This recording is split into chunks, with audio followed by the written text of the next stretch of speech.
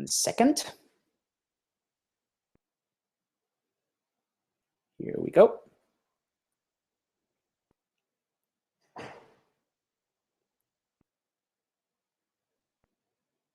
And we are rolling.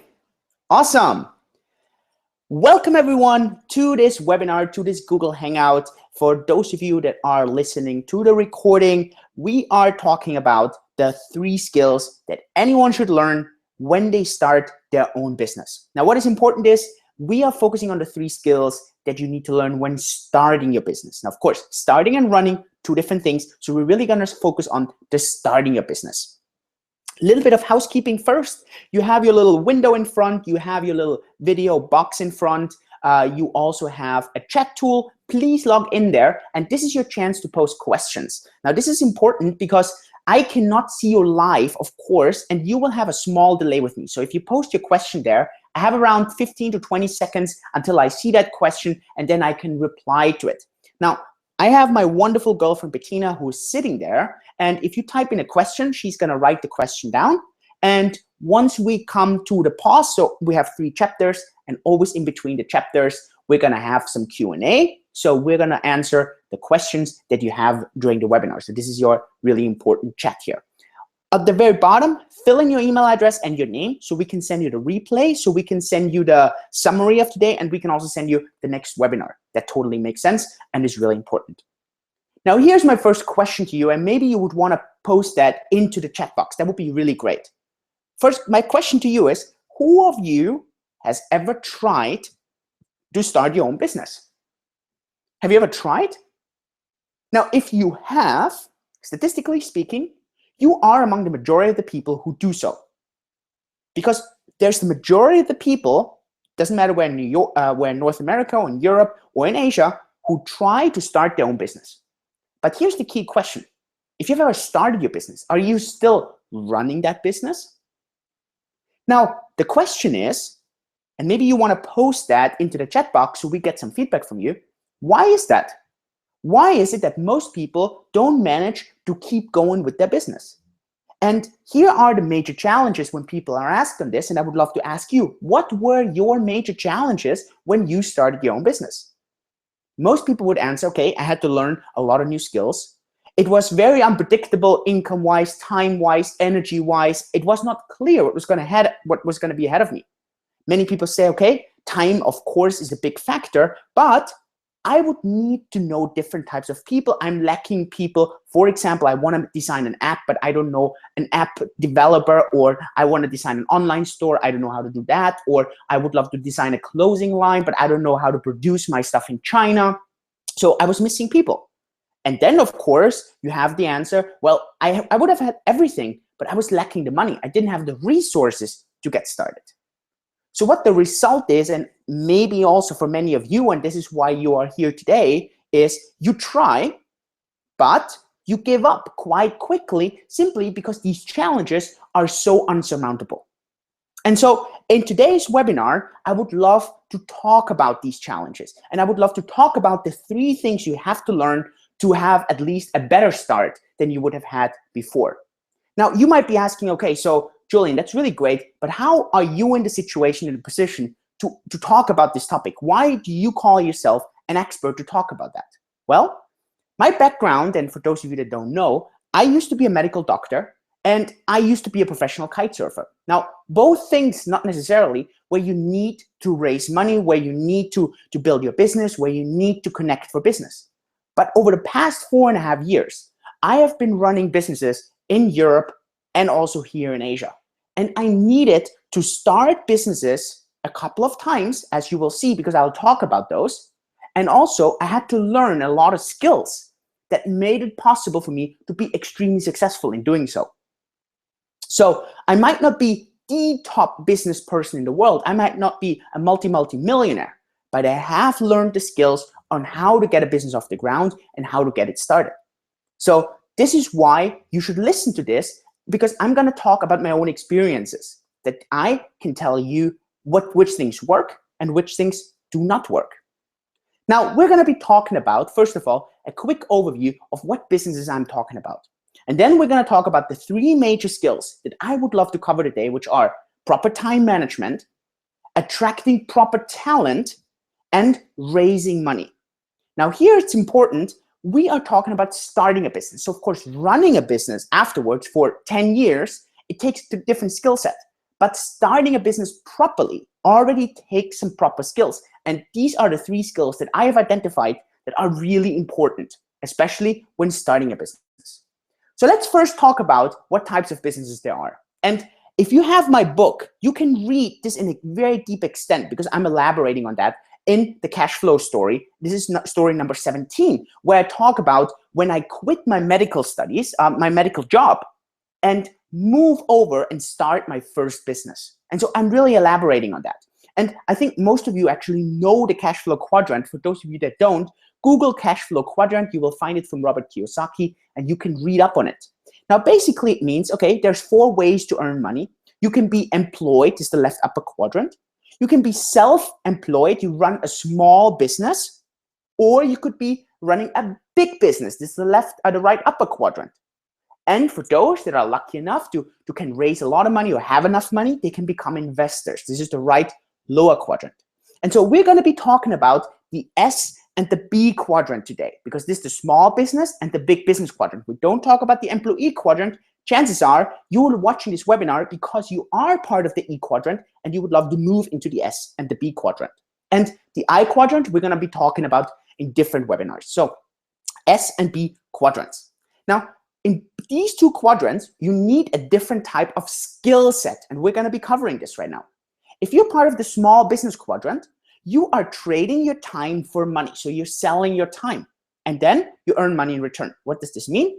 For example, you run your own restaurant, or you're a hairdresser, or you're a spa owner, or even if you're a self-employed doctor, self-employed lawyer, whatever you are, if you're self-employed and you run a small business, you might have employed a couple of people, your group maybe 3, 4, or 5 people, you have a secretary, you have an accountant, maybe you have someone who helps you with certain logistics. It's a small group, it's a small business. Well, then you don't have, or very little, internal business value. So that means all the value that is created from you trading time for money. And this is a very important distinction when it comes to the big business side, which is the right upper quadrant, or in this case, is on the bottom. Why? Because it takes a different skill set to start a big business. The big upside of a big business is that internal business value is created. And this is, for example, and we call this equity.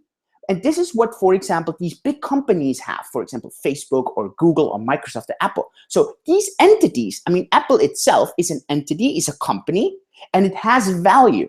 And so everyone who owns a share of this business becomes a shareholder and participates from the profits this business has. In a small business, this value doesn't exist so much because it all depends on the business owner who trades time for money. Well, in Facebook, for example, it's such a huge company with tens of thousands of employees that it doesn't depend on the individual anymore. And to make a big business compared to the small business, it takes very, very different skills. And we're going to be talking about them. For example, it takes sales skills, it takes networking skills, of course, it takes management skills and leadership skills. Why? Because you need to build a group of people, you need to build a network of people that everyone has specific tasks to do. What do I mean with this? Mark Zuckerberg, when he started Facebook, well, he couldn't do everything. So he needed to recruit the right people. He needed to outsource to the right people so he could scale and he could have people manage certain things. Now, you might be sitting here and saying, okay, so what types of big businesses are there? What are the up or downsides of each individual business? And in my book, in the 23rd story, I dig very deep into this. And I analyze which route I go, which routes I choose, and so on. Now, since all the 5 business models to start a big business are very similar, there's just some small differences in there that make the difference, we're going to keep it generic. And it doesn't matter which of those 5 options you choose, the ground rules are always the same. The first option is you have your own idea, you start a company, you own equity, so you own part of that company, and you grow that company. This is, for example, what Mark Zuckerberg did, Steve Jobs, Elon Musk, all these entrepreneurs that you know about. The other option is you partner up with someone who has the idea, but here's the important thing. you own equity in the company. This is the key difference between just being an employee and actually being a big business owner, because as soon as you own a big business, you earn money from the profits of the big company. So if you know someone who has a great idea and you have a skill set that we're going to talk about, and you can help and you earn equity, you earn a part of the company, then that makes you a big business owner. The third thing is you could buy a franchise license. For example, a McDonald's or a Subway license. Of course, there's hundreds of franchise systems. Downside of that is you need to have a lot of money up front, because in order to buy such a license, it is quite expensive. But then you have a proven business model. You can just copy paste, and it's quite straightforward if you apply the certain rules. Business option number 4 is network marketing model. The upside of network marketing is a very low entry fee, very low entry cost. But the downside of a network marketing model is, especially in today's society, there's a lot of hesitancy when it comes to network marketing. So sometimes society doesn't accept that business model as it should be. But okay, ups and downsides as always. And then you have the affiliate marketing model. What's affiliate marketing? Affiliate marketing is a bit of a mix between door-to-door sales, but on the internet. So it's bloggers or YouTubers or all these online marketers. For example, you have Instagrammers. They all use the affiliate model. So that means they run a business, but they make the money by affiliating with other brands. And whenever their users go shopping there, they make a small cut from that shopping. Now, why are all these large businesses? Because they don't necessarily, I'm talking about necessarily, they don't necessarily depend on the individual person. Now, why do I mean that? Because if these businesses are set up properly and run properly over time, I'm talking about over time, they grow into such an entity that there is an internal value that we call equity. And this is what I'm going to be talking about now, so that we or you can learn how to build a business that's going to grow and return equity. Now, for example, I didn't cover a restaurant on there. So the question is a restaurant, and I just talked about this in the slide before, is a restaurant always a small business? And is, for example, a person who has his own business idea always a large business, a big business? No, it depends on the focus of the main business model. If your focus is running the restaurant, running an Italian restaurant in your area, you're probably going to stay a small business because you just can't employ 1,000 people. It's just going to be very difficult. Also, if you run a network marketing company, but your goal is only to serve a few customers in your area, then your company is always going to stay a small company. If you have the idea to set up an app, but your idea is never to grow and scale, then you will always stay a small company. It all depends on you running that business. So a restaurant can be a small business, and most of the time it is. But if your focus is, just like McDonald's, for example, on expanding the business model and growing and scaling, then your focus suddenly becomes to become a big business. Because the big business doesn't depend on one person anymore. It depends on an entire group. And what's so important here is the different type of skill sets needed. And this is where we come into the 3 different skill sets that we have. 3 skill sets that you need to learn when it comes about growing and starting your own business. Why? Because there are certain challenges. And these challenges can be overcome if you learn these things. And I would love to talk about all those 3 skills. We're going to go step by step. We're going to take breaks. And in those breaks, we're going to answer questions. So if you have questions about these topics right now, if you think you disagree with certain things, always let me know. I'm happy to discuss those things. So the first skill we're going to be talking about is time management. And this is one of the key skills you have to learn when you start your own business. And I can tell you my own story. And this is the routine story. It's story number 22. And for those of you that have read the book, know the story that it happened when I was in Barcelona. I was in Spain. And I spoke to this really famous, or not famous, this really great businessman there. He ran a couple of businesses, and we were talking about his son struggling about getting his life together, and he was hardworking. He seemed to be doing all well, but for some reason he couldn't get any results in. So he tried literally everything, but anything he tried, he failed in. And at first, I couldn't help him. I couldn't answer any question. But then later on, when I was in the hotel and I did a bit of a reflection on what made my day so, I wanted to say productive, but what made my day so efficient and other people's who were not, I suddenly realized it all came down to time management. And this is such an important understanding. And I tell you why. When you are employed, there's downsides to being employed, such as you're depending on someone else. It's very difficult for you to earn more money. But there are also a lot of upsides to being employed. And the upsides, of course, are predictability. Predictability for knowing how much money you're going to make, predictability how much time you have to spend in something. And that is exactly the point. The predictability to knowing how much time and what to spend it on. And that is for employees a very key factor. Because if you are employed, you know, for example, you have to work from Monday to Friday, you know your hours, you know when you have to be where. And for me, when I was working in a hospital, this was exactly that. I knew these are my 70-hour schedules, and this is when I have my shifts, this is what I have to do there. Someone else told me when I had to be where. For some people, like for me, this was not acceptable. I didn't like that.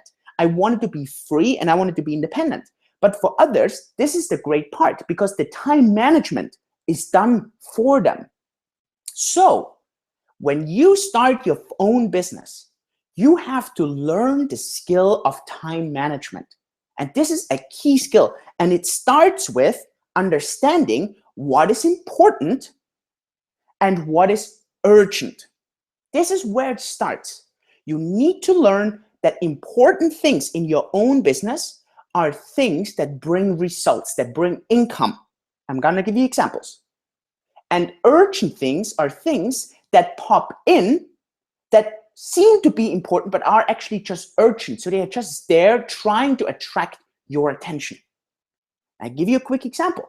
If you are in your job and you are working and you have a WhatsApp message coming in, chances are you're not allowed to answer that message. Why? Because you're on your job, so you have to focus on your job. Now, you might be lucky that your boss is lenient or your company has lenient policies, but normally you're not allowed to do that because it is a distraction. You're focusing on something else.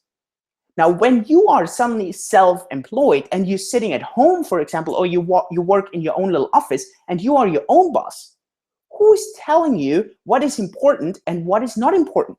Suddenly, all these distractions on a daily basis start coming in. A message comes in, a WhatsApp comes in, a new email pops in. What happens? You don't learn to say no to those things, and you get distracted, and you cannot focus on your important things. So, one of the key things you have to learn when you start your own business is to shut off these urgent distractions. So that means don't have your email come in on a regular basis because that distracts your work. Switch off your phone or put your phone on mute. Make sure you don't get disturbed by people on a regular time. You need to focus on your most important thing that you have to do. And you need to ask yourself, okay, what is the purpose of my company? So for example, if you're starting your own business and your business is to build a website, or your business is to build an own online shop. Maybe you write in some things that you have been trying to set up. Maybe you put in these businesses that you've been trying to do. And then you ask yourself, what was the most important thing, or what is the most important thing that I need to achieve? It might be you need to land a new client. You need to land a new customer. Maybe you want to sell a special wine. So maybe you want to import, export wine. So the key thing is, okay, maybe you need to land a new distributor. Maybe you need to land a new client, a new customer, a new seller. So your most important thing is going out and finding new sellers or finding new customers. And you cannot let other things distract you during this process. But this happened to me, especially when I quit my medical work. Suddenly I had all this freedom, and it was always sometimes a bit difficult to really structure my day and structure those times. And this is a key thing you have to learn. What is important versus what is urgent. And one of the key and easiest things to do is you need to set up daily routines for that. So when you start your own business, you need to set your own daily routines. It's a key principle. You need to start your daily routine in the evening. And I tell you why. Because if your evening finishes well, your mornings are going to start well. So try to set up a daily evening routine. For example, my daily evening routine is always the same. I always make sure everything is done on my computer. I leave that away. I go, shower, brush my teeth just like normal, drink water. I love drinking a lot of water at night, so I wake up on a regular basis in the morning. Don't need the alarm. And then when I go to bed, maybe read a book, listen to some audiobooks, a podcast or something, and then I fall asleep. I go to sleep quite early on a regular basis. So today, actually, it's quite late because normally I go to bed between 9 and 10 Hong Kong time. And then I wake up always around at the same time. I always try to wake up either by myself before the alarm, but the alarm always wakes me up, and I'm a quite early riser. I get up between 5 and 6 a.m. in the morning. Why is that? Because it's just like in your job. You need to fix a daily schedule. And then you always have 1, maximum 2 cheat days during the week, just like in your regular job, where also probably Saturday or Sunday are your cheat days, which means you can sleep in, you can screw around with your schedule, and we do the same thing. So for example, we always have Saturday as our cheat day. We don't have a good diet on Saturday. We always snack a bit. We eat more casual. Also, our daily schedule during that day is a bit off. Why? Because it makes the other 6 days be more straightforward. In the evening, you also need to sit down and you need to schedule your day. This is so important. In your job, this is done for you. But if you start your own business, you need to sit down in the evening and you need to write down 3 or 4 important things for the next day. And again, the focus is on important. So don't get distracted with things that don't bring results. For example, I have a white flip chart, and when you are at the webinar at the very beginning, I always show you my room, and then you see the white flip chart. And I always write down the 3 most important things for tomorrow. Now, this might be that I write a new blog post, for example, or this means that I have to contact 5 press outlets, or I have to call a new podcaster, or I have to write a new guest blog for something. These are 3 things that are really important that I have to achieve. And for you, this means, depending on what business you want to start, that you need to write down those things that you have to accomplish. Otherwise, you're just not going to be productive. And if you're not productive, you're not going to get anything done, which results into you eventually not being able to run your business. So, proper time management is a key thing that you need to learn to start your business. But of course, just like in anything, it's easier said than done.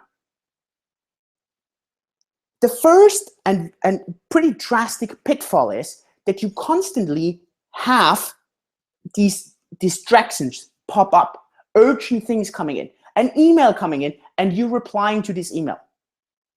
You have to learn to schedule and then stick to that schedule. And this is the hardest part, when suddenly you are your own boss and you have no one else telling you when you have to do what. So you have to schedule and you have to stick to that schedule.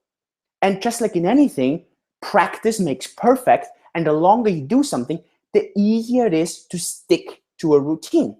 So when you start your own business, set a time schedule and then work with that schedule step by step by step by step. And don't get distracted by these daily news and things. Otherwise, it would be the same as if you would be working in a job, but your employer tells you, do whatever you want. It doesn't matter where you work. If you have a private phone conversation, have a private phone conversation. If you want to go for lunch for 4 hours, you know what? Go to lunch for 4 hours. No employer in the world would do that. And so shouldn't you neither, and you are your own employer in this case. This is really, really important. Great. I would love to have some questions. I would love to know if there's anything from your side. If you could post it into the chat box, that would be really wonderful. And while you do this, because I know you're going to have a slight delay in the entire process, I'm going to wait and I'm going to be calling for action. And the action is for those of you that want to start your own business, for those of you that are interested in running your business, or maybe you are running your own business, write down what is the most important thing that you are going to be doing tomorrow. And you have to do this first. This is what's called eat that frog. So my call for action after this chapter is write down the one and single most important thing that you're going to be doing tomorrow as a schedule. I'm going to be jumping over, have a quick look at the webinar. Do we have any feedback on there? I need to reconnect and I just need to refresh the little box. Great. So, hey, good morning, Angela. That's so wonderful that you're on. I was way too niched. Okay, let me quickly read that. I'll read that loud. I was way too niched and dependent on one other business for my business. I did not plan well. Oh, okay. Yeah, that's really, really good. We're going to be talking about that in one of the next skills, actually, when it comes to recruiting the right talent. So Angela is asking, would you say it is a good idea to schedule a time during the day to respond to email? This is one of the most excellent things that you could do. So this was one thing that I put into my schedule. I don't put this first in my day, but I do normally 2. If I'm behind, I do 3 sections where I schedule time out in my day to answer those emails. I even have special things in there, special scheduling in my entire day for social media. I have something where I take a break. So I try to exactly schedule that and not go over that. This is really, really important because otherwise you kind of lose track. Now, there's also a question, how do you schedule your time really well? I started with something called the Pomodoro timer. I'm going to write that in there. And while I'm writing, for those of you that have some questions, please post that because I have a couple of seconds delay just so I can answer in time. So this is the Pomodoro timer. Pomodoro timer is a great tool. It's free to use, and that tool helps you to really schedule your time and make sure you're effective and efficient working. And the other thing, Angela, that you just mentioned about depending on one supplier or one other business or not having the proper connection or not being diverse enough, this is the thing that we're actually going to talk about next. So is there any questions from you? I'm going to wait a little bit, so you're going to have a small pause now. I just want to know if there's some questions. Please post that in. Otherwise, we're going to go on to the next chapter. Remember your call for action. The call for action is write down the single most important thing that you want to have done tomorrow, first thing in the morning, for those of you that are running a business or want to start your own business. Great. I think we don't have any questions. That means I can jump back. Yep, good. So I'm going to be jumping back. Screen share. Hello?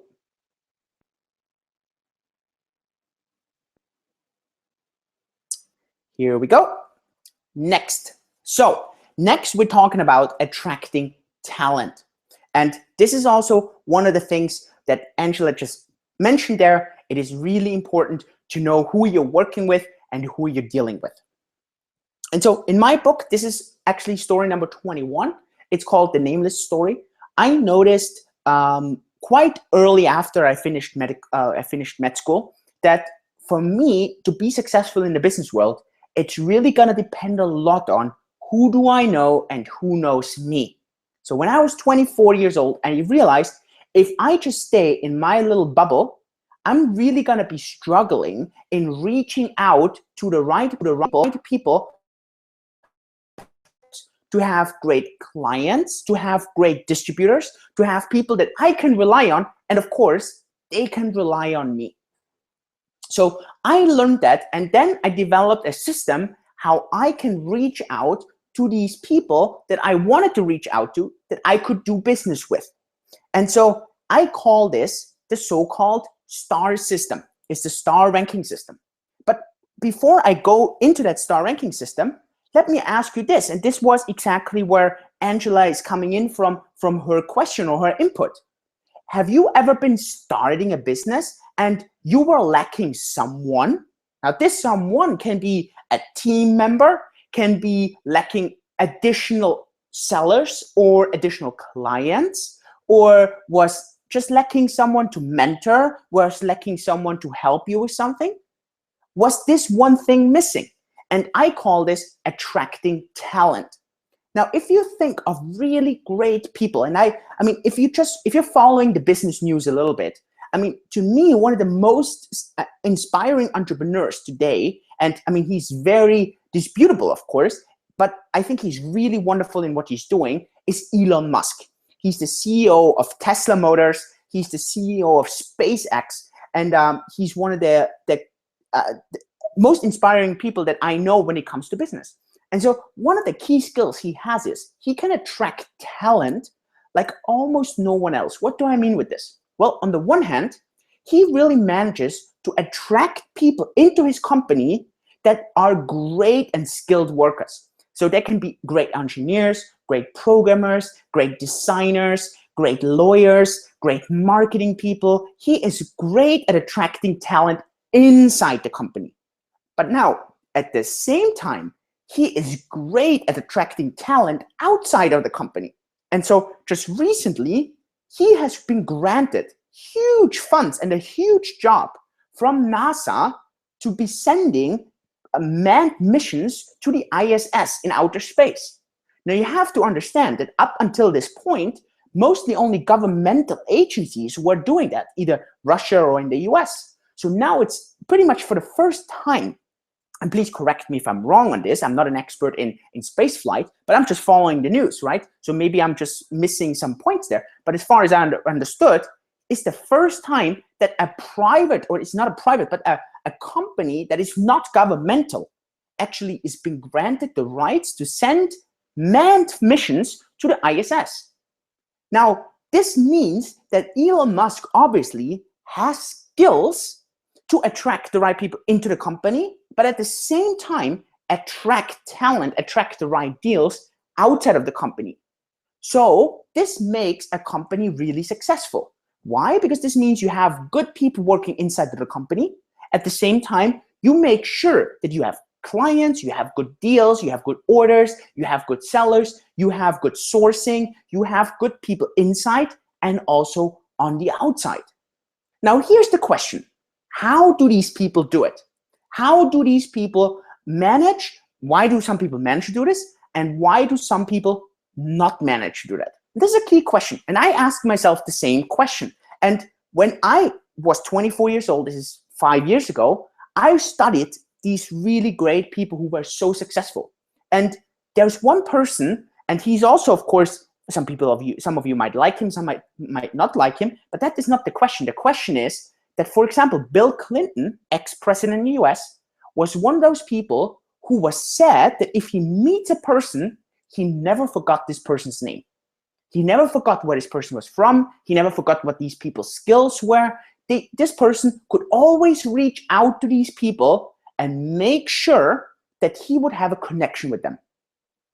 And so, since I cannot remember everybody's name, but I realized that why Elon Musk is so successful, why Steve Jobs was so successful in networking, why Bill Clinton was so successful, was because he built a network over time where he could have influence, that he could reach out to target the right people.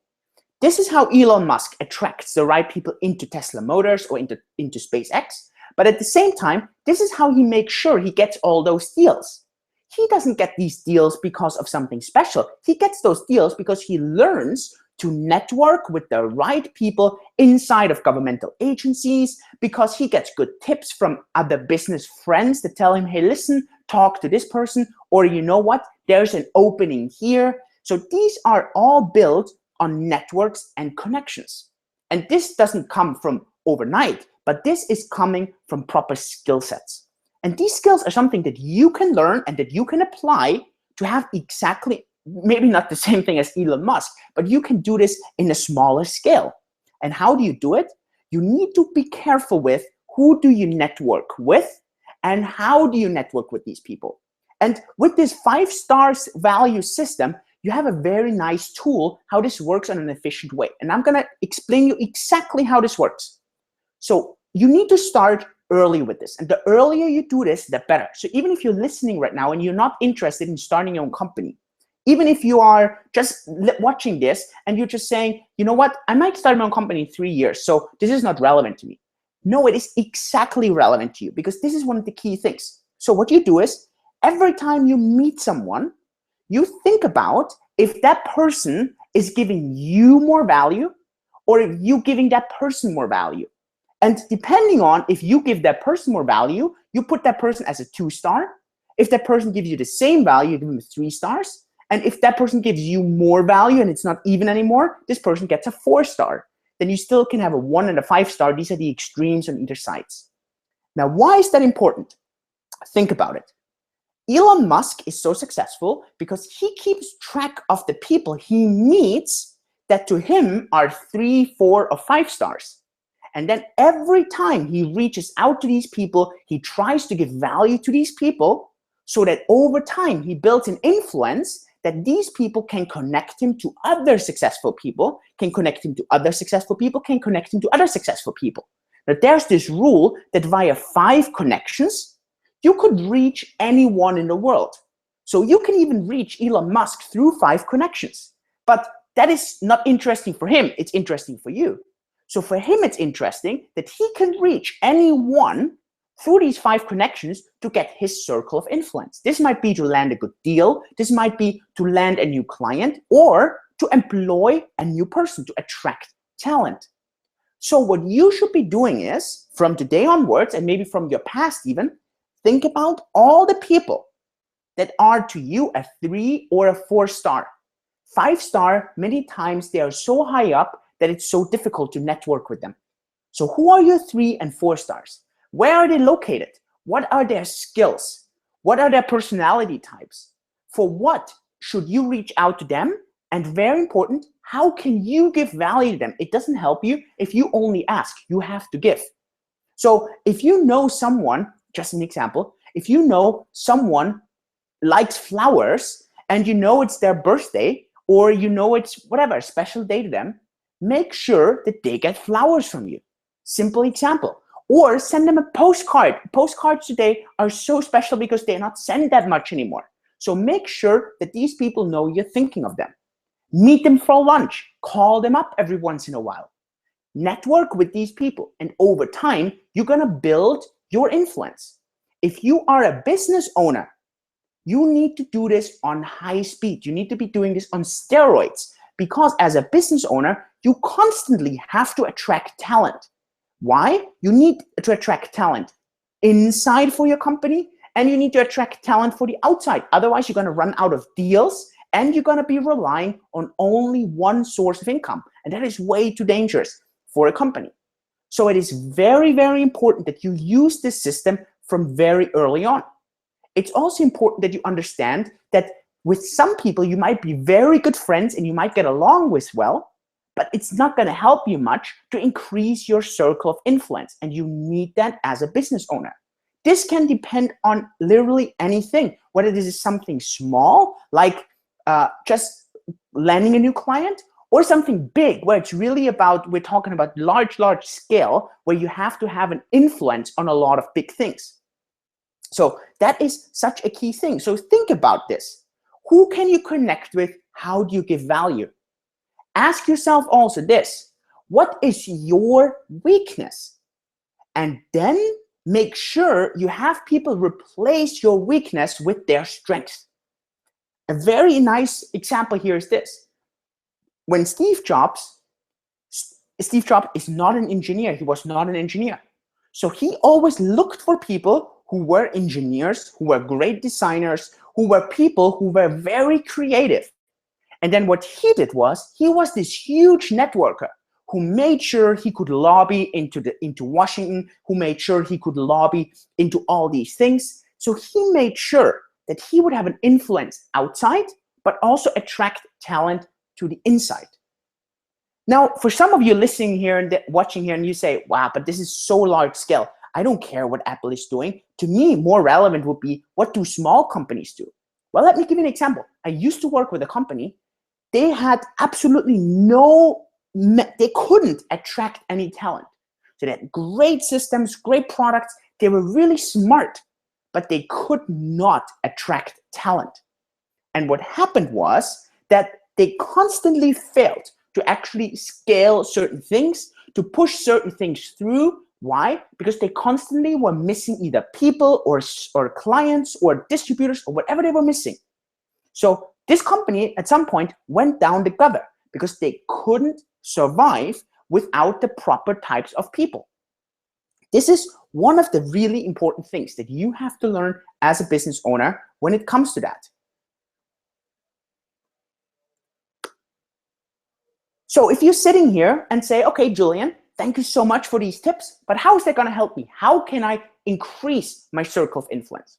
Well, you can find people that you have to work with, people that you look for clients, people that you need as distributors. You find them today literally everywhere. For example, LinkedIn is a great tool to network with people, to find new clients, to find new resources. You can just search for anything. Otherwise, invest into a premium account there. Then you can really reach out to anyone on LinkedIn. I use LinkedIn for so much. I think it's such an important tool.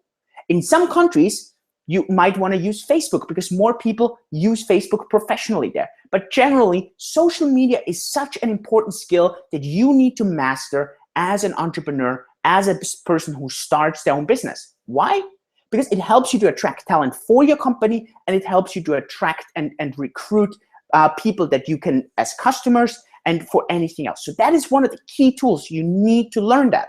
If you're more of the offline person, if you're more of the person who says, you know what, I want to go to some BNI meetings where I meet maybe other business owners, maybe I want to go to meetups, maybe I go to gatherings, maybe I go to seminars, that also works really great. And believe it or not, Google, for example, is still searching a lot of their talent through podcasts, through bloggers, through forums. Why? Because they know that many hidden talent is hidden in those things where you wouldn't normally look. You hear about these things all the time when someone from YouTube overnight becomes successful. Why is that? Because people start searching, start digging through these systems, through these channels. So if you're someone who needs a certain niche in your business, let's say you're selling a certain type of bracelets, for example, what you could be doing is you look for people that are already in that niche, in blogging, in podcasting, on Instagram, and you reach out to them and you start building a relationship with these people that already use certain types of bracelets. This is just a simple example. If you need someone to work with you in your company, let's say you're looking for a developer or looking for a web designer, well, guess what? This is where you start searching. Now, if you sit there and just say, I cannot do this, what am I going to do? Then your company is going to go down the gutter. So you need to attract talent. It is so important to do. The potential pitfalls in attracting talent is that you don't spend enough time being productive to extend your network here. As a business owner, it is so important that you have proper time management and get stuff done. But the second thing is you need to increase your circle of influence. And you can only do this if you spend time with the people that you should be spending time with. And you need to start doing this as early as possible. So what the best would be, you start doing this before you even start your own business. I was lucky enough that I started slightly before. So when I was running my first business, which was in e-commerce, I could already reach out to so many great people. I would have a lot of clients, I had customers, and I was really, really quick in scaling that because I had a bit of an advanced time. So that was really, really good. Are there any questions in that field? Are there questions in how to attract customers? Are there any questions in, okay, how do I attract more talent? How can I search? How can I reach out for the right type of people? If there's any questions, please post it in the chat box. I would be very, very happy to answer this question. Important, all the skills I'm talking about, they are not innate. You're not born with these skills. You have to learn them, and it's not difficult to learn them. You just have to learn them. So while I'm answering questions, write down a few people that you want to network with that might be able to give you more clients, that might be able to give you more distributors, might be able to give you, connect you to someone that can work with you in your company. And then think about what do I need, and then give value and get something in return. So this is one of the key principles. Let me quickly jump over to, hello. Let me quickly jump over and see if there are any questions. If there's no questions, then I can keep going. Okay, so I don't think we have any questions. I hope you guys get value out of this. If that helps you, then please post that in there. That would be good, so I know that you are getting value out of this. Maybe just post in there a thumbs up, or yeah, that's great, so I kind of understand what's going on. So let's go into the last skill. And we are back into the PowerPoint. So let's talk about the last skill. And that is one of a skill that I think any business owner needs to learn. And that is the skill of raising money. You need to learn that to start your business. It is such an important skill, and I had to learn it for the first time, and I'm talking about it in my 25th story. When I started my own business, I had to raise around $200,000 US, and I raised that, and I had to learn a lot of these skills during that process. And I raised all that money here in Hong Kong. We had to raise that for the e-commerce business. We had to raise that to scale our operations. It was really, really important. So it was really tough. I had to undergo a lot of changes in my mindset. And I just want to give you some of these tips that you need to learn, and I tell you why it is important. Well, whenever you start a business, either you do this on the side as a part-time job, so you have still money coming in, and you might not have to raise any money. But if you need certain amount of capital, or you need to go full-time, you need to have a certain amount of pillar of money that you can rely on, because somehow you have to pay the bills. So if you don't have the money, or you don't have a steady income of money, you need to raise it. Without money, it's difficult to attract talent. It's difficult to get started at all. And you might not even be able to get started because you might have to cut down on your regular job or even quit your job, which I wouldn't recommend straight away when starting a business. So how do you raise money, and what are key parameters when raising money? I don't know if you guys know Shark Tank. Maybe you write into the message box if you guys know Shark Tank.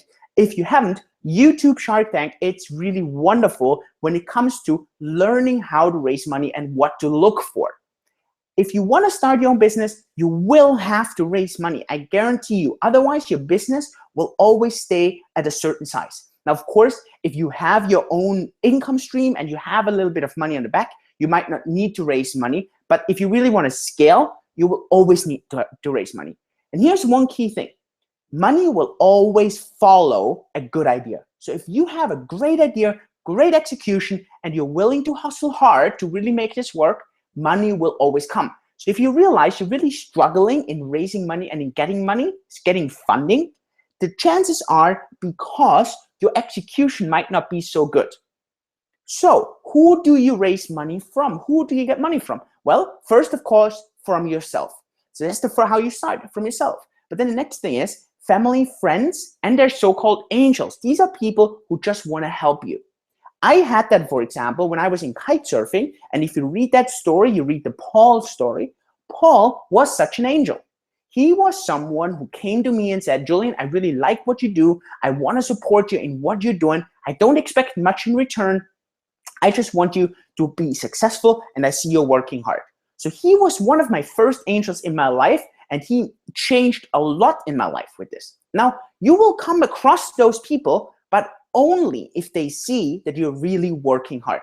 So if they see that your business is really going and you're working hard, these are not necessarily donations, but these are we're not talking about huge sums. We're talking maybe a few thousand US. They come or they get funded because someone says, you know what? I want to help you. I want you to be successful in this. And I understand if I don't give you those 2,000 US, you might be struggling. The second way to raise money is from a bank. You take on debt. Now, this is something I wouldn't suggest at all. And I tell you why, because to me, institutional debt in this case It's very, very challenging, and I would not encourage you to do it. Now, of course, some say, okay, I take up a loan to get started in my own business. Fine, I totally understand that. And if you get good conditions on it, that's also okay. Of course, you have professional institutions, but I think that is really more high end, so we're not going to go into that as much. But so if you want to raise money, the key question is always going to be, why do you need that money? That is one of the key questions people want to hear. So I give you a quick example. When I started it was an app business. We started an app, and I had to raise 25,000 US dollars. And I was talking to a Japanese investor, and this Japanese investor asked me really clear, and he said, Julian, why do you need 25,000 US dollars from us? And I said, well, I needed 25,000 because we had to pay a developer, we had to pay a marketing person, I had to draw salary myself, I had to live, I needed an apartment.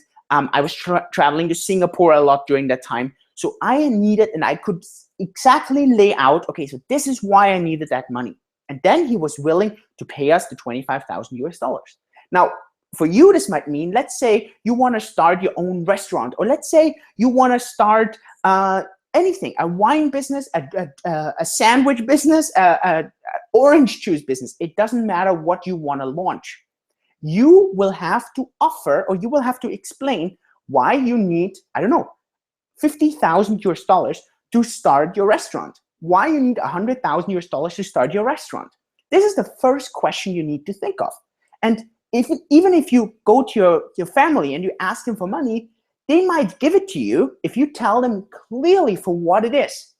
If you, of course, tell them, well, I'm not sure, maybe I'll gamble it away, or maybe I'll use it to buy alcohol. Well, of course, no one is going to give you money for that. That is straightforward.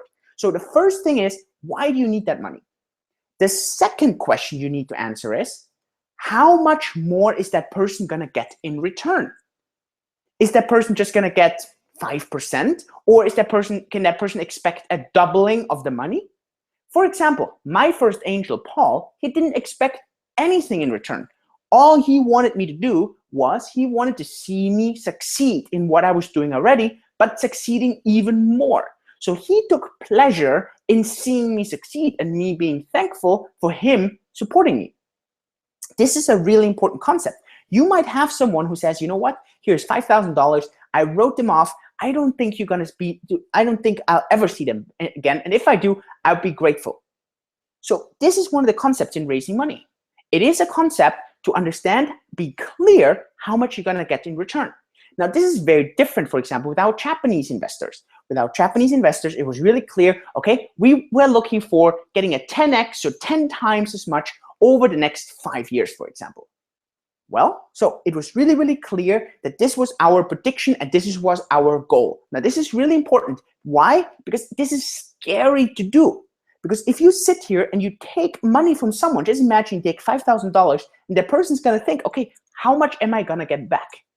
And if you cannot tell that person you're going to get back $6,000, if you say, I'm not sure, that person is never going to give you the money unless this person is an angel or a close friend or someone who says, you know what, here's my money, take it, and goodbye. Now, I have been on both sides of the coin, right? I have been on the side where I needed to raise money.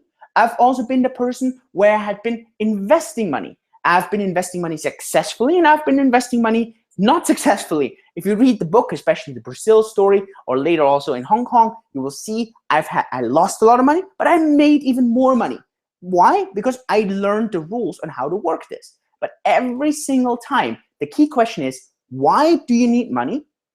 And how much are you going to pay back? So when I raised money with the Japanese investors, it was, okay, we're forecasting a 10x. Well, we didn't make a 10x, and I'll talk about this.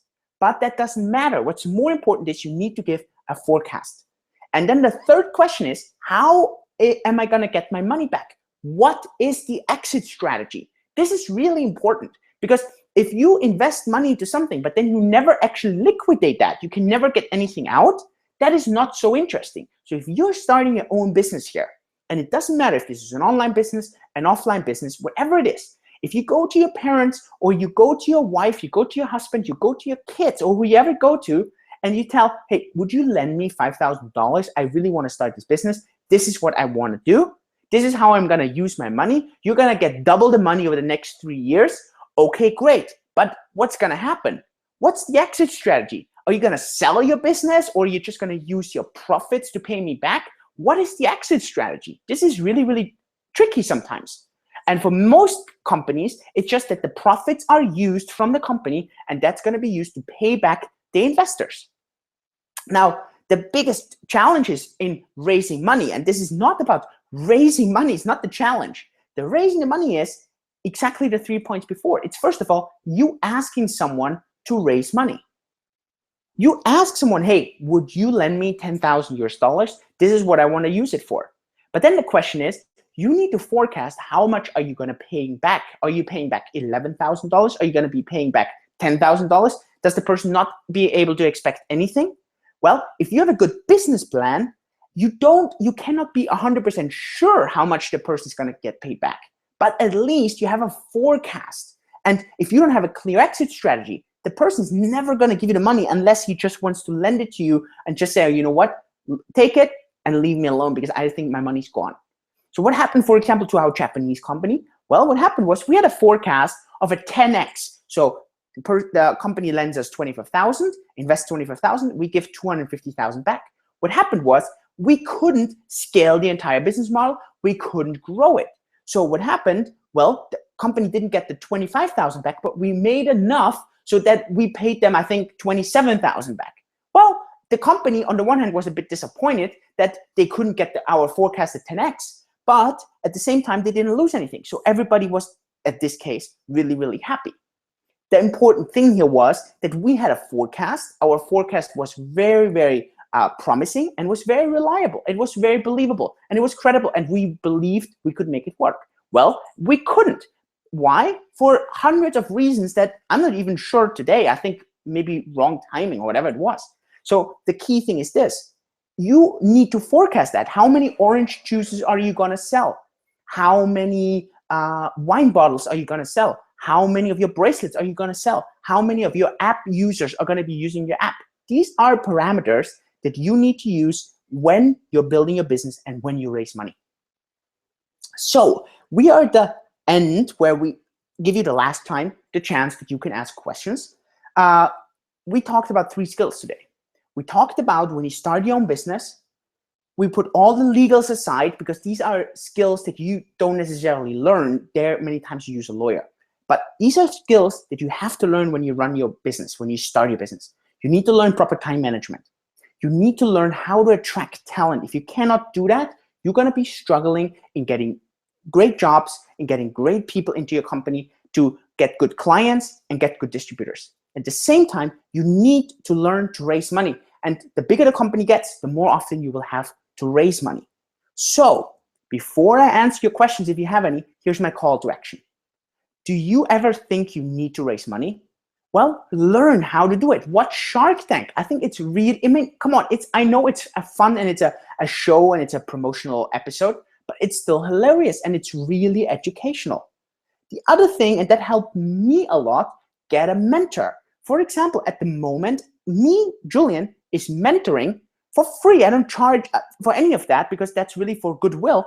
I charge companies in the US, also in Africa, that are raising money there. I give them tips how this works. For example, I have a company, they are trying to grow fish in Africa. I have a company, they are more in the health industry, so they want to grow certain health plants in Africa, and I help them with strategies, how to increase, how to raise money, how to attract talent. So exactly those three things I do. And of course, there's other mentors around. The best mentors are neutral people that really give you an objective answer for that. So this is a tip of mine. If you're struggling, then always look for someone who gets you on the right track. Good. So let me quickly check. Are there any questions? Oh, that's awesome. Thanks, Angela, for this input that Angela wrote, definitely connecting the dots for me. Thanks so much. That's a really nice input. So I don't see any questions, and I think you guys don't have any. So let's summarize this thing up. Let me show you some key value nuggets at the end. First of all, if you want to read all in detail about that, then it would be wonderful if you get my book. You can get this on Amazon, by the way, and I'm so happy and so thankful for all of you. It went on to #1 on Amazon. It on the German store at the moment, it is #1 in business and in health. In the US, I think at this very moment, I just checked, it is on #3. So it always fluctuates a little bit. So thanks so much for those of you that don't have the book yet, download it. We still have a promotional price on it at the moment. For those of you that have downloaded already, could you please give me a review on Amazon? That would be so important. And of course, if you like the book, tell others. All the stories that I covered today, they are in the book. They are very extensive in the book, simply because these are lessons learned, life lessons. So this is, I think, really important.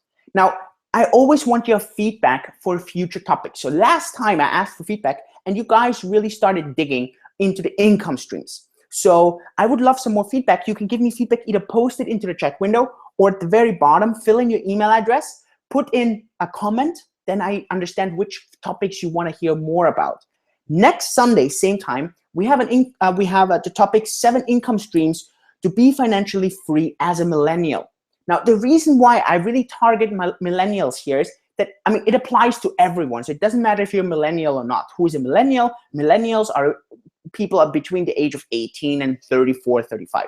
The reason why, because I am in this age group and I am financially free. So if I can be financially free, I can teach people how to do it.